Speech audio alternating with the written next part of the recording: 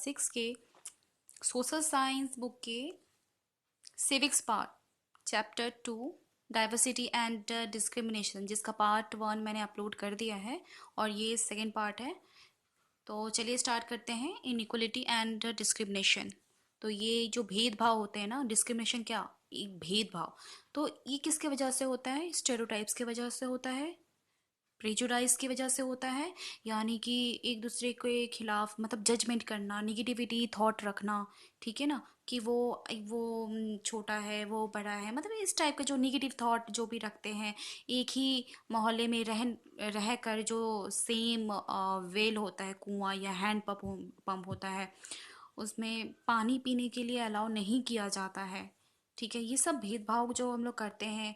फिर जॉब के अकॉर्डिंग भी बहुत भेदभाव होता है कि उसका जॉब अच्छा है, मतलब वो लोग काफ़ी ऊंचे इंसान हैं, जिसकी जॉब थोड़े लो इनकम के होते हैं, तो उसको उसके ही बेसिक उसके अकॉर्डिंगली देखा जाता है।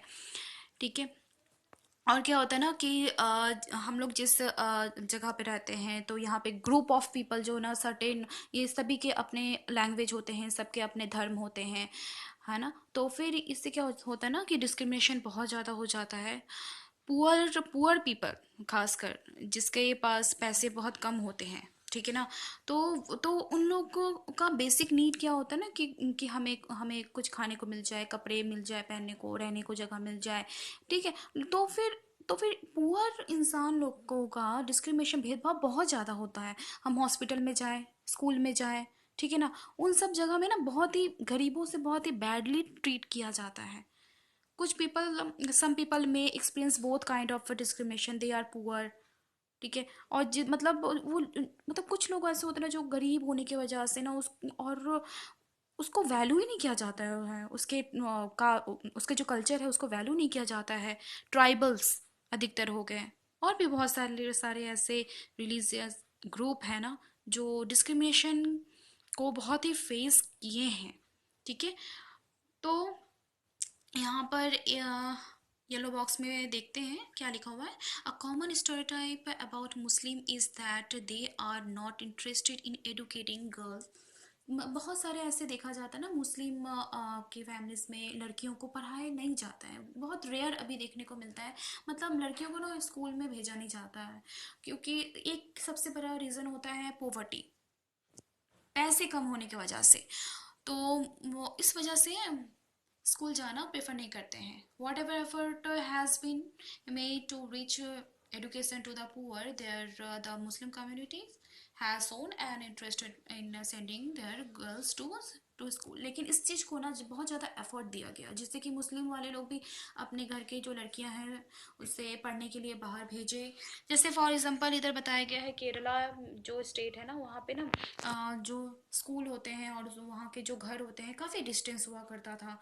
तो वहाँ के गवर्नमेंट ने बस सर्विस ऐसा कर दिया कि बस सर्विस जो जो कि फ्री, क्या मतलब, बच्चों को उसके घर से पूरे स्कूल तक पहुंचाने में हेल्प करते हैं। ठीक है। और इवन क्या, मतलब वहाँ के जो टीचर्स होते हैं ना, अधिकतर वुमेन्स ही होते हैं, मतलब 60% वुमेन के लिए रिजर्व रहता है। तो this factor have helped children from poorer family. तो इस वजह से क्या हुआ ना कि जो भी गरीब फैमिलीज है उसमें मुस्लिम गर्ल्स भी इंक्लूडेड है, तो लार्ज नंबर के लोग स्कूल जाना अब स्टार्ट कर दिए थे। और भी बहुत सारे ऐसे स्टेट हैं जहाँ पे बच्चे बच्चों जो जो खासकर गरीब लोग हैं ना, तो उन लोग को जाया नहीं, मतलब स्कूल में भेजा नहीं करता था। तो जितने भी सारे लोअर कास्ट के जो लोग हैं उन लोगों के लिए बहुत ज़्यादा प्रॉब्लम हो जाता था डिस्क्रिमिनेशन की वजह से। तो मतलब गवर्नमेंट ने बहुत ज़्यादा स्टेप लिया है इसके लिए। ऑन बीइंग डिस्क्रिमिनेशन अगेंस्ट, तो people are engaged in different kind. तो देखिए कि लोग होते हैं ना, सब डिफरेंट डिफरेंट काइंड्स के कामों में इंगेज रहते हैं। कोई टीचर है तो कोई वीविंग करते हैं, है ना, कोई फिशिंग, कोई फार्मिंग करते हैं अपने रोजगार चलाने के लिए। However certain kind of work are valued more than other, मतलब कुछ ऐसे काम होते हैं होंगे ना जो दूसरे के काम से उसका काम कुछ ज़्यादा वैल्यू होता है।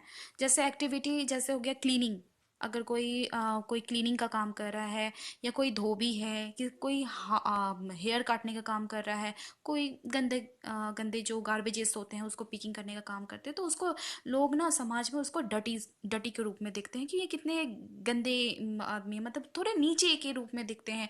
तो this belief is an important aspect of the caste system. तो इस वजह से क्या होता है ना कि कास्ट सिस्टम लोग खुद में ही ग्रुप बना दिए हैं कि जो लोग ये काम करेंगे उन लोग का अलग कास्ट हो जाता है।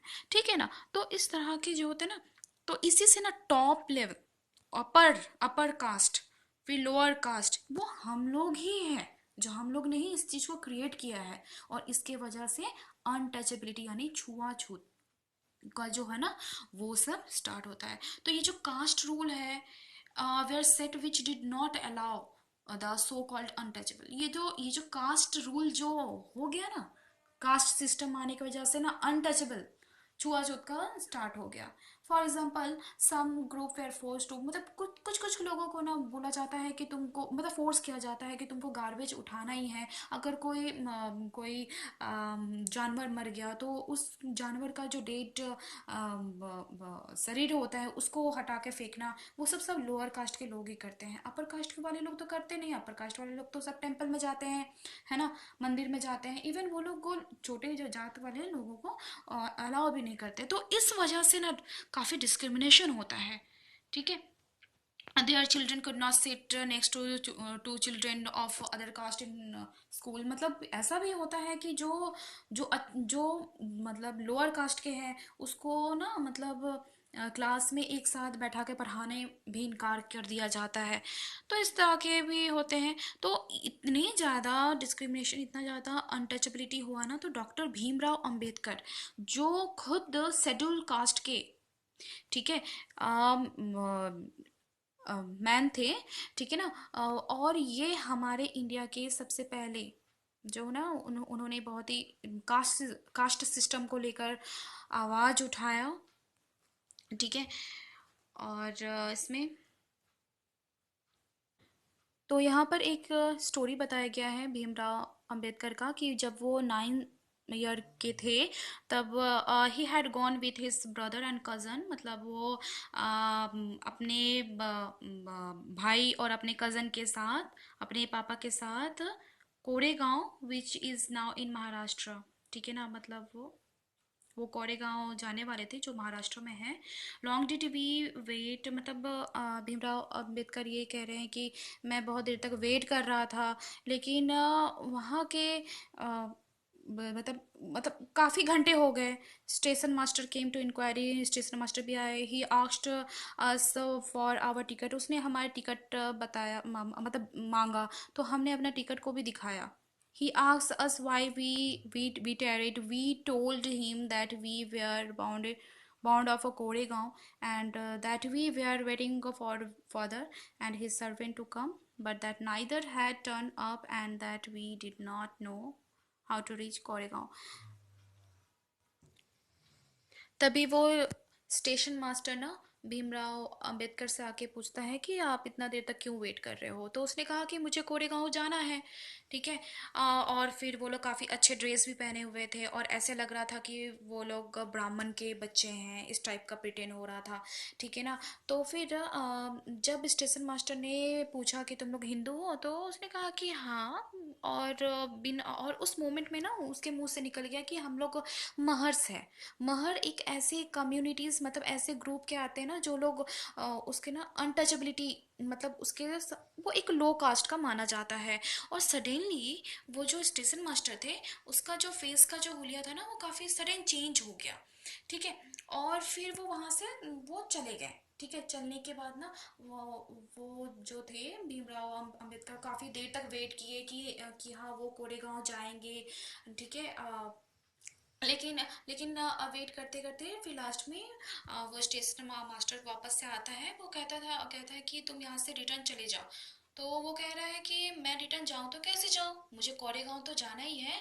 मुझे और मैं जो बुलक कार्ट होते हैं ना, उस समय बुलक कार्ट हुआ करते थे, बैलगाड़ी, ये सब में मैं चढ़ नहीं पा रहा हूँ। इसके पीछे यही रीज़न है कि मैं काफ़ी लो कास्ट की हूँ, का हूँ, तो इसलिए मुझे अलाउ नहीं किया जा रहा है। इनफैक्ट मैं डबल पे करने के भी लिए राज़ी हूँ, लेकिन मुझे नहीं अलाउ किया जा रहा है।